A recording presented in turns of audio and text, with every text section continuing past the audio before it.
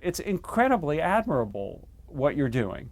That your willingness to reach out and help people who have really difficult economic lives is so praiseworthy and so much better than what I do during my typical working day. You know, I would take my hat off to you if I had a hat, but it would only call attention to my incipient baldness.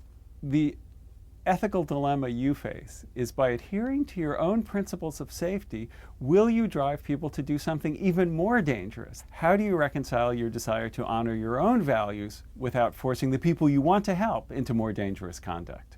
A question that underpins this is, how much of a consequentialist do you want to be? That when people approach moral thinking as consequentialists, they're concerned less with fundamental principles than with what will be the results of our actions. And that's not a foolish way to approach moral thinking.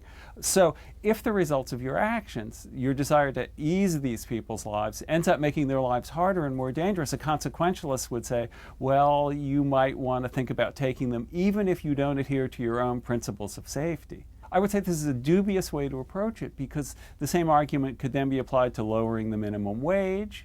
Many people will take less than minimum wage jobs because they're financially desperate. To forsaking building standards because you could build less expensive housing. I think here you have to define certain principles of safety that you will adhere to regardless of the consequences.